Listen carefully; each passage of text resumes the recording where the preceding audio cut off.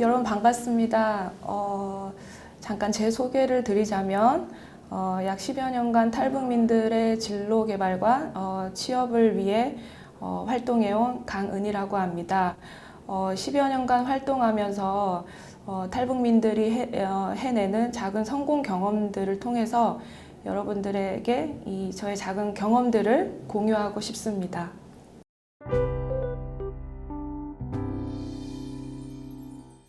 탈북민 그리고 탈북 여성들의 경우 일반인들에 비해 긴장이라던가 불안, 두려움 이런 부정적인 정서 수준이 매우 높은 편입니다.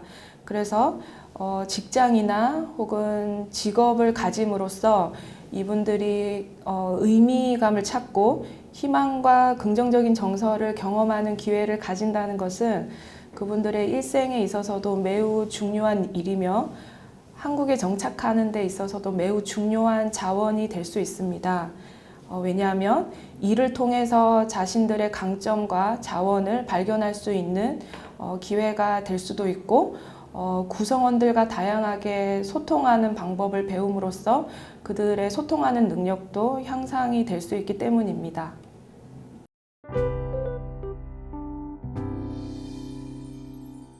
아마 두 가지를 생각해 볼 수 있을 것 같아요. 첫 번째는 탈북민들은 이제 안정적인 지지 체계가 거의 제로인 상태로 남한 사회에 적응을 해야 되는 경우가 많습니다. 그런데 이 안정적인 지지 체계라 함은 되게 실제 생활과 관련돼 있는 해내야 되는 어떤 일들과 관련되어 있을 수 있는데요.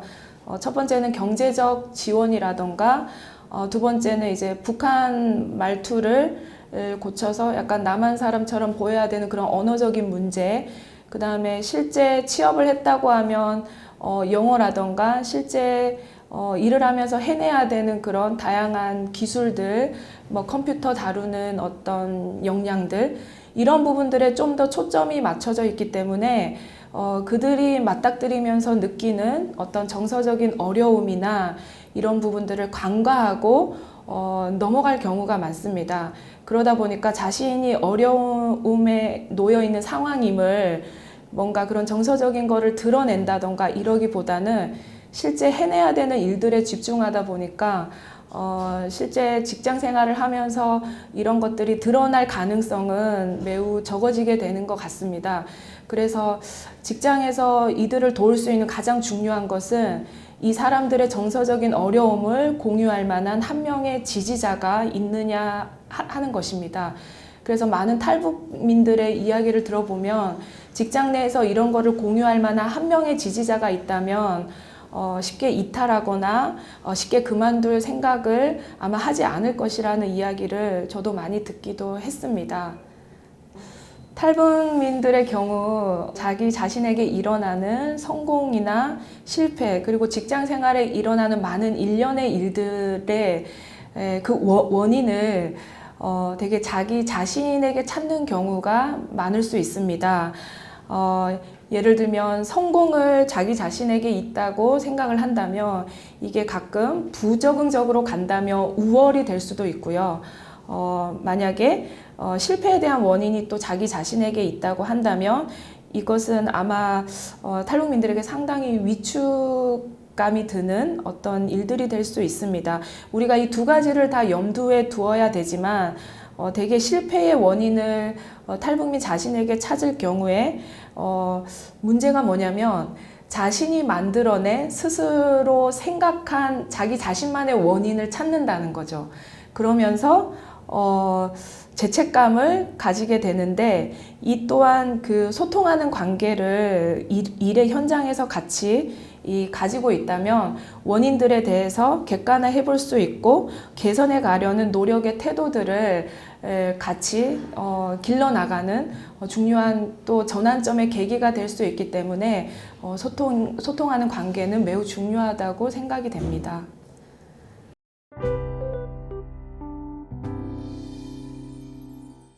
제가 앞서 말씀드렸듯이 탈북민의 적응을 돕는 한 명의 지지자가 직장 내에 있느냐 없느냐가 되게 이제 중요하다고 말씀을 드렸는데요. 이 온보딩 프로그램을 할 때 이 한 명의 지지자를 발견하거나 찾는 과정이나 계기가 되면은 가장 좋을 것 같습니다.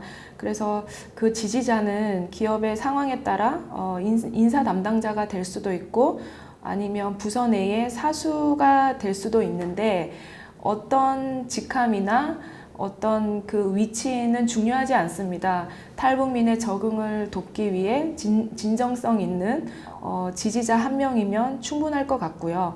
이 지지자가 배정이 된다면 탈북민과 개별 면담을 30분에서 1시간 내외로 진행해 볼 수 있고 티타임이나 가볍게 식사를 하면서 가벼운 주제로 우선 신뢰감을 형성해 가는 것이 좋습니다. 일부러 북한에서의 가족이나 또는 탈출하는 그런 제3국에서의 경험 등을 일부러 물을 필요는 없습니다. 왜냐하면 탈북민이 그 경험에 대해 얼마만큼 정서적으로 성숙과 성장을 했는지를 우리는 알지 못하기 때문에 이런 민감한 주제로 시작을 하는 것은 추천하지는 않습니다. 그럼에도 불구하고 만일 탈북민이 먼저 자신의 상황이나 제3국에서의 어떤 경험들을 이야기한다면 이것은 놀라지 마시고 신뢰감이 형성된 좋은 사인이나 어떤 계기로 볼 수 있기 때문에 듣기 힘든 탈출의 과정의 이야기라든지 이런 것들을 이야기할 때 다만 당황하지 말고 놀라지 않으면서 담담하게 그 이야기를 들어주는 것이 신뢰감 형성에 오히려 도움이 됩니다. 그리고 그 이야기를 듣고 나서는 일부러 위로하려고 중언부언하거나 많은 말을 하지 않더라도 진심이 담긴 솔직한 이야기이면 오히려 탈북민과 신뢰관계를 형성해 가는데 도움이 될 것입니다. 혹시나 도와줄 지지자가 한 명이 배정이 된다면 지지자의 업무 범위에 대해 소개하고 지지자가 도와줄 수 있는 가능한 부분을 알려주는 것이 필요합니다. 그리고 지지자의 연락하는데 조금 편한 시간이나 문의를 가볍게 받을 수 있는 여유로운 시간대를 사전에 알려주는 것도 도움이 됩니다. 하지만 여기서 중요한 것은 긍정적인 동기부여를 지지자가 해주는 것은 좋지만 모든 문제를 해결해 줄 것이라는 그런 기대감을 심겨주지 않는 게 필요하고요. 또 하나는 이걸 같이 고민할 뿐이지 이 문제를 풀어가고 해결해 가는 것은 탈북자의 몫임을 명확하게 알려주는 것이 필요합니다. 업무 분장에 있어서는 탈북민들은 두리뭉실하게 말하거나 모호하게 말하는 것이 조금 힘들 수 있습니다. 그래서 회사 내부적으로 탈북민이 맡게 되는 어떤 업무에 대한 명확하게 적혀 있는 문서가 있다거나 아니면 롤 앤 리스폰시빌리티에 대해서 정리된 자료가 있다면 이 부분을 탈북민과 함께 공유하는 것이 중요합니다. 왜냐하면 탈북민이 신입 직원으로서 이제 그 직장 생활을 시작하게 될 때 과연 내가 이 회사에서 일을 잘 해낼 수 있을까? 이런 걱정과 두려움이 많을 수 있기 때문에 이런 업무 분장은 탈북민이 자신의 어떤 역할들에 대해서 다시 한번 생각해 보는데 좋은 계기가 될 수 있을 거라고 생각합니다. 그리고 이 업무 분장에 나와 있는 일들에 대해서 개인이 앞으로의 어떤 역량 개발이 필요한 부분이 있다면 이 역량 개발이 결국은 조직의 일의 효율과도 관련이 되기 때문에 어떤 부분을 앞으로 개발시켜 나가야 될지를 스스로 정리해 볼 수 있는 어떤 좋은 계기가 될 수 있다고 생각합니다. 또한 굉장히 중요한 것 중에 하나는 앞서 말씀드린 어떤 탈북민의 특수성을 담는 것도 중요하지만 탈북민이기 이전에 우리 회사의 어떤 일반 직원으로서 매우 중요한 존재임을 알려주는 것도 필요합니다. 왜냐하면 저도 신입사원으로서 첫 해는 굉장히 힘들었던 기억이 있는데요. 신입사원이라면 누구나 이러한 그 힘든 과정이고 적응의 과정을 가진다는 것을 전달하는 것은 매우 중요한 것 같습니다. 그리고 우리 회사와 장기적으로 일을 해나가기 위해서 당신을 좀 더 깊이 이해하는 어떤 과정이고 서로 이런 준비들을 통해서 탈북민이 직장에 잘 뿌리내릴 수 있도록 서로의 어떤 역할들에 대해서 공유하는 것이 무엇보다 중요하다고 생각합니다. 그래서 이 과정에서 그 일반 직원으로서 탈북민이 발휘할 수 있는 어떤 강점이라던가 또 우려되는 어떤 부족한 부분들을 함께 공유해 가는 것도 중요할 것 같고요. 그리고 회사에서는 어떤 그 신입 직원으로서 적응해 가는 과정에 대해서 관심을 가지고 있다라는 것을 알려주고 이러한 그 스탠스를 보여주는 것도 온보딩 프로그램에서 굉장히 중요하다고 생각합니다. 네. 이와 같은 노력을 했음에도 불구하고 탈북민들이 마음을 열지 않을 수도 있습니다. 탈북민들은 탈출하는 과정에서 안전 문제 때문에 취해왔던 적응적인 행동의 일환이거나 그들의 생존 전략이라고도 할 수 있습니다. 또한 속이 보이는 것이 남에게 약점이 되거나 자존심이 상하는 일이라고 생각할 수도 있기 때문에 이러한 어려움들을 남한 사람에게 쉽게 그런 문제들을 털어놓기는 힘들 수도 있습니다. 이런 경우에는 심리적인 문제나 어려움을 바로 물어보는 것은 부담이 될 수 있기 때문에 예를 들면 함께 밥을 먹거나 자연스럽게 현재 지내는 이야기 등을 하면서 가벼운 일상적인 이야기로 접근을 하시기를 추천드립니다. 또한 담당자의 자기 개방도 도움이 됩니다.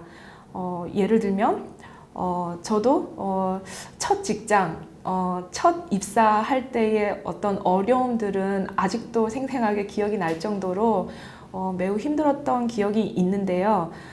담당자가 신입 직원으로서 출근하면서 긴장이라던가 신입사원 때의 어떤 작은 실수들을 공유해 주시면 오히려 탈북민들이 조금 더 그런 문제에 대해서 가볍게 여길 수도 있습니다. 그래서 시간이 걸리더라도 마음을 여는 데 도움이 될 수도 있습니다.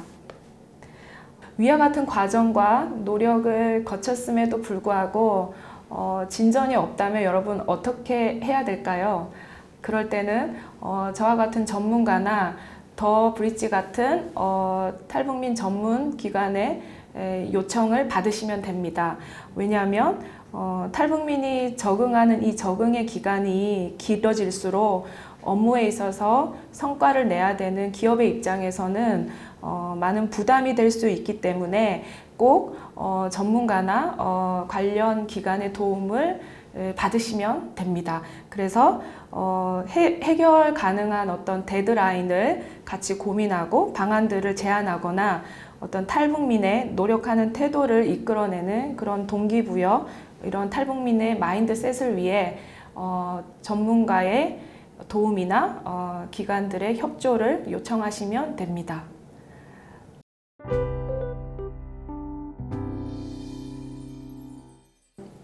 제가 최근에 들었던 그 직장 내의 어려움의 사례 중에 하나가 점심시간에 그 탈북민에게 이제 너희 나라는 아직도 못 먹는 사람이 있냐라는 질문을 공개적으로 했는데 사실 그 탈북민이 많이 부끄러웠다는 이야기를 전에 들은 적이 있습니다. 그래서 이 일을 계기로 그 얘기한 사람과 관계가 조금 소원해지면서 일조차도 이제 약간 그 잘 되지 않는 그런 경험들을 들은 적이 있습니다.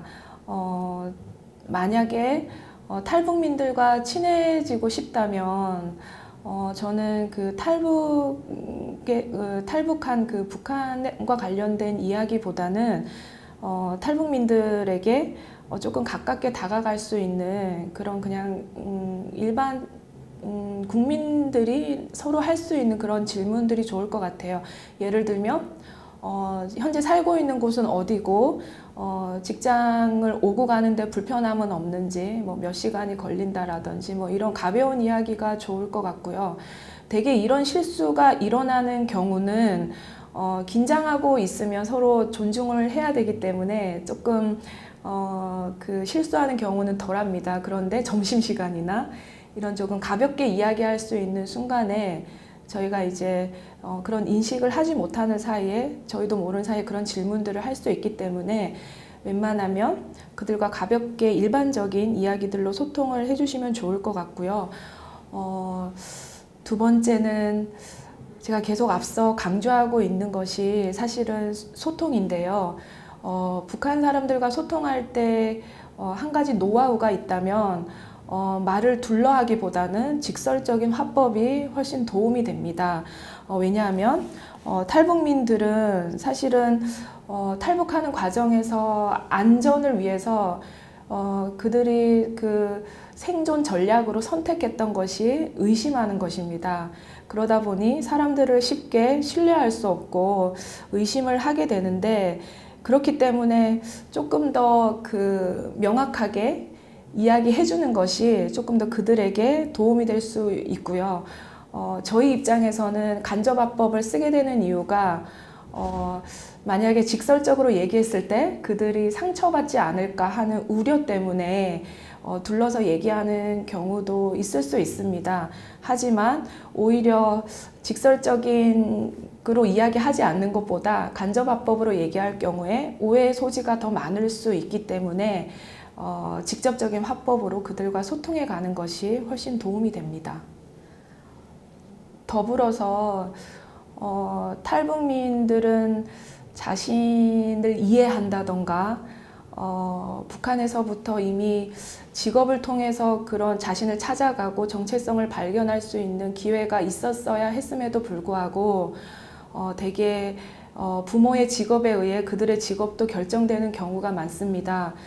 그런데 부정적으로 그 정서들을 경험하고 앞으로 또 그 정착을 해 나가야 되는 탈북민의 입장에서 본다면 이렇게 일을 할 수 있는 기회, 그리고 직장에서 뭔가 한 개인으로서 자아 실현을 할 수 있는 기회를 가졌다라는 것은 그들의 일생에 있어서 매우 중요하고, 다시 한번 이런 탈북민들을 채용하고자 하는 이런 의지를 가지신 기업인들과 그리고 관계자분들의 그런 노력에 정말 중요한 일을 하고 있다라는 그런 사명감을 가지셔도 좋을 것 같고, 그들에게 정말 중요한 계기를 제공해 주신다는 측면에서 이 일들이 계속적으로 확산해 갔으면 하는 바람이 있습니다.